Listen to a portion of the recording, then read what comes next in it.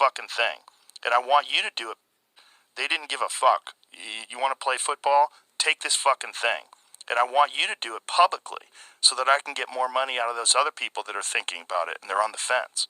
Yeah, and then we're going to virtue signal to say, look how righteous our league is. We have 95% compliance. Yes. With the vaccine. Compliance. And if you don't, we're going to send a stooge to your team to show you graphs of your vaccination percentage of your team compared to the rest of the league, which actually happened. Really?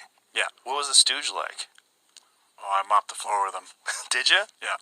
See, again, that's why people are like, no one knew your vaccination status. You lied to your teammates. No.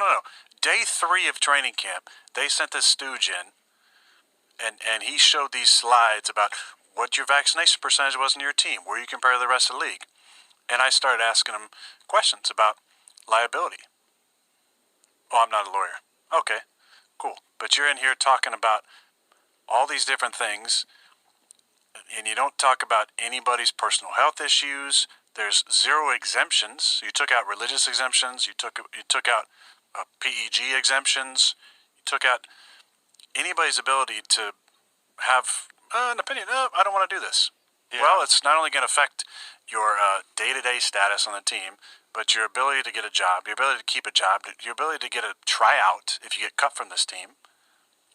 Because you want to put a percentage above 90% of your team where you guys can have some sort of like special virtue. Like, look how amazing we are. We're above the 90% threshold here. And then they scared teams and said, if you had an outbreak caused by a non-vaccinated player, you'd not only forfeit that game if you had enough players out, but you wouldn't get paid for that week. And here I am showing up to training camp, Joe, the first day, and we got 5 people who work for the organization out with COVID, all fully vaxxed. And I got COVID from a fully vaxxed individual who only got vaxxed to keep his potential of being a part of the NFL. What is up, YouTube world? It's Jay Coffee Talk, back again with another one, man. And you guys hear that clip there, Aaron Rodgers chopping it up with Joe Rogan. I did not hear the whole episode, but I heard reportedly right after that, Joe Rogan was like, Aaron, do you like DMT? What are your thoughts on DMT? Did you ever smoke DMT right before a game? Is that how you got in the zone? In the locker room, just take a big hit, close your eyes, fall back, and drift off into another dimension and summon the abilities to go out there and play lights out football? Nah, I'm just plucking around, guys, obviously. But Aaron Rodgers speaking out on Joe Rogan's platform, being very vocal about some very touchy issues, man. I'm sure many people remember last year, when he did come up positive, right?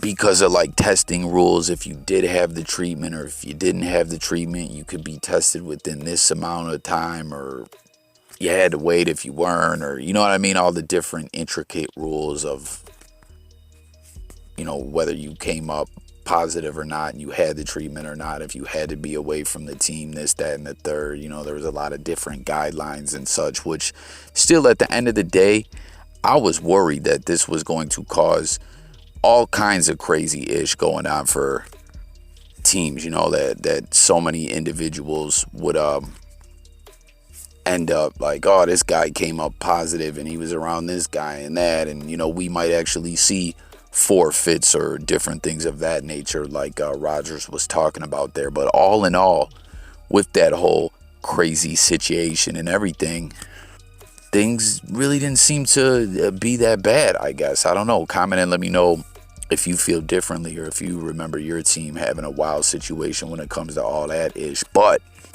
when Rodgers did come up positive, if you guys recall, his status, if he had the treatment or not, became a very big headline. And like he was referring to in that clip there with Joe Rogan, he was accused of lying about his status. And, as we know, he decided to treat himself in his own way. You know what I mean? Rodgers marches to the beat of his own drum, if you will. You heard him when the NFL sent this guy to come talk to the team with the charts and pie graphs and put the whole presentation together, trying to influence everyone to get that treatment. He had a bunch of questions, and ultimately we know he made his own decision. Rodgers wasn't going to be pushed to do anything he didn't want to do or feel uncomfortable doing. And I don't know, what does everyone think about this? I'm very curious to know.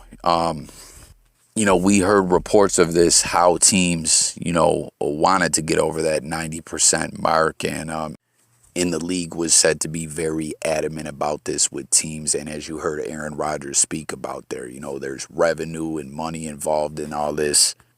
And, the NFL let the teams know, hey, if ish gets out of hand with a bunch of individuals coming up positive, you're going to forfeit and you might not get paid, it's a tricky thing. And more or less, I just want to open up the comments to get everyone's thoughts on all this.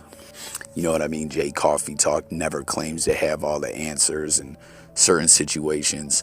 When I tap in certain situations and topics, when I tap in and do my videos, it's more like, hey, I want to know how all you guys feel, rather than, hey, this is how I feel. I want to know how you guys feel. This is one of those situations where I'm just kind of opening up the comments.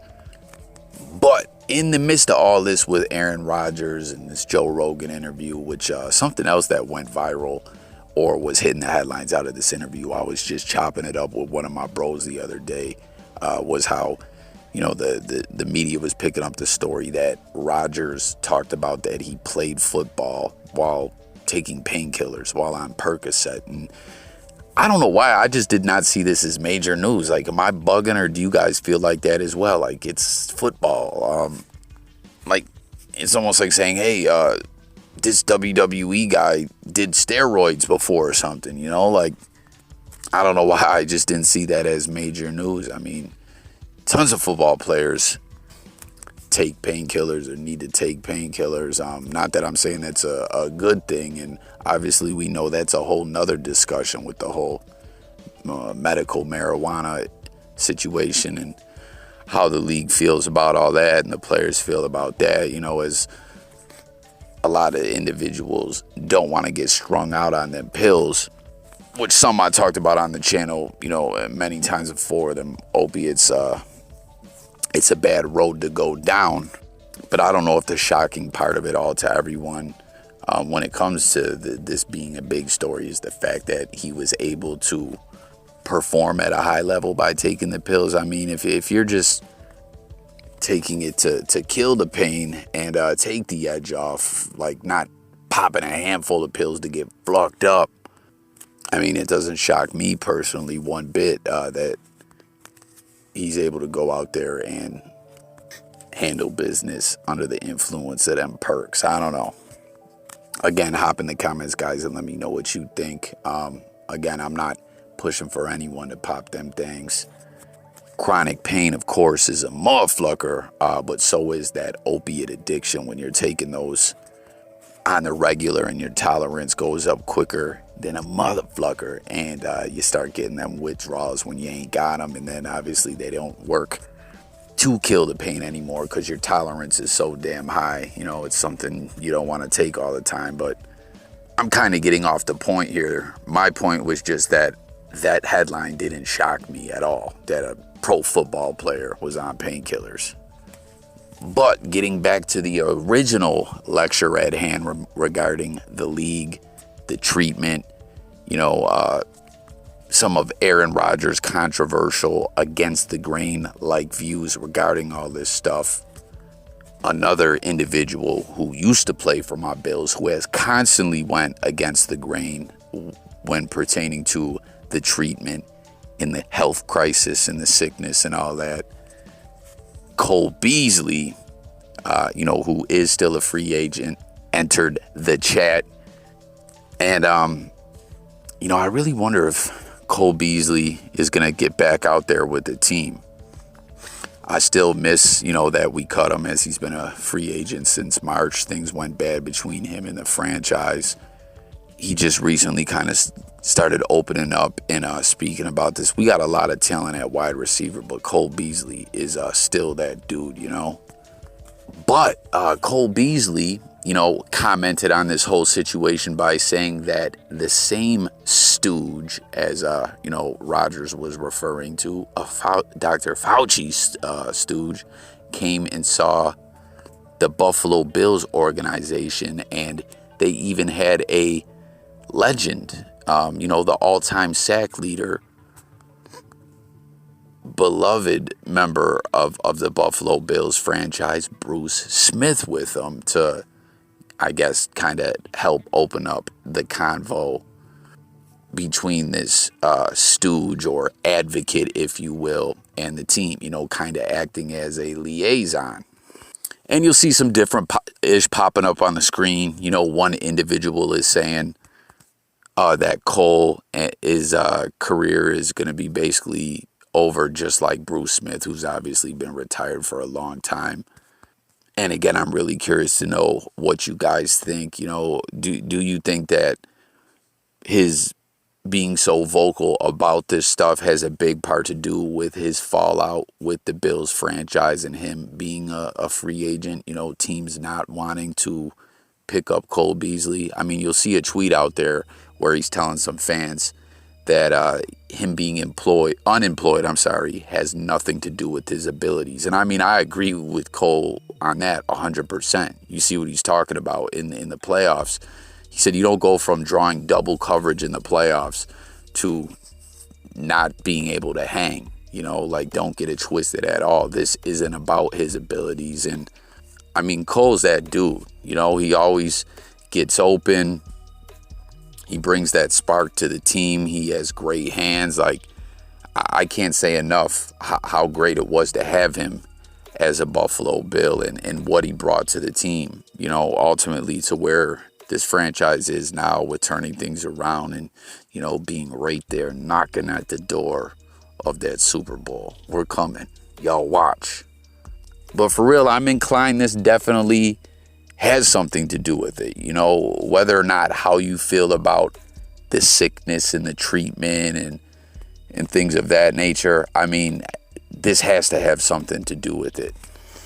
And Cole Beasley has stated from since this whole health crisis started that he was not going to back down. You know what I mean? There was so many times he was going viral all over the news for things that he was saying regarding all this on Twitter.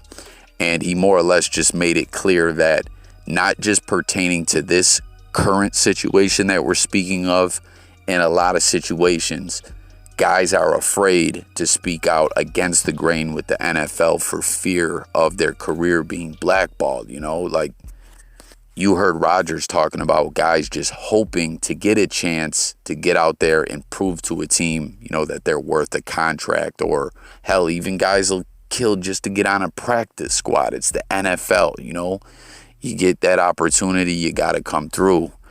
And a lot of guys are afraid that if they do ruffle some feathers, that opportunity to have an opportunity to show their abilities, could be deaded. They're scared, and Cole has stated, dating back, when he being very vocal, that he wasn't afraid.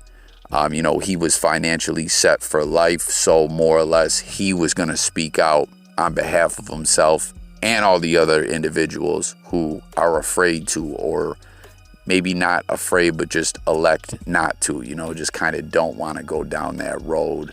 They're not for all the controversy. Cole said he don't give a fuck. He'll take all the smoke with the NFL. As he made it clear, this wasn't just something he was freestyling with, that this was stuff being echoed in locker room, or not necessarily locker rooms, but amongst players that he would speak to, that, there was a lot of people who wouldn't dare say how they truly felt about this situation and other issues with the NFL. You know what I mean? It's a wild situation, but ultimately, Cole Beasley still a free agent. Again, let me know if you guys think he'll get on somewhere, get an opportunity with another team. Let me know how you feel about this situation, what Aaron Rodgers was talking about. And as far as Bruce Smith, the all-time sack leader, bad things, man. I don't know. Like, what do you guys think about this? Like, was he just working as a liaison for the league? You know, was he there on behalf of like the union, the NFLPA or something like that, or was he just working with the franchise? I don't know. I'm a bit confused by that. But by the way, Cole was mentioning Bruce Smith. It was clear he was saying he wasn't feeling him, or Cole was like saying he wasn't a friend to the players, is the vibe that I was getting. Let me know if you guys agree with that, that he was there to help the league and not the players. I don't know. I mean, obviously this is one man's opinion, Cole Beasley. So take from that what you will. Bruce Smith doesn't have a social media account, I don't believe, so he hasn't responded to this via the media, or obviously, again, he doesn't have social media, so we'll have to wait and see, if he responds, because I'm curious to know how that whole situation went down. But there you have it. Aaron Rodgers continues to tell his story and speak his mind as an individual who isn't afraid to go against the grain and do him and, speak his mind and his truth. And Cole Beasley sharing his thoughts on the situation. So thanks for watching. Look forward to hearing what everyone's got to say in the comments. Don't forget to subscribe and stay tuned. This is Jay Coffee Talk. Daily videos, music, news, sports, and more. And I'm gone. Peace.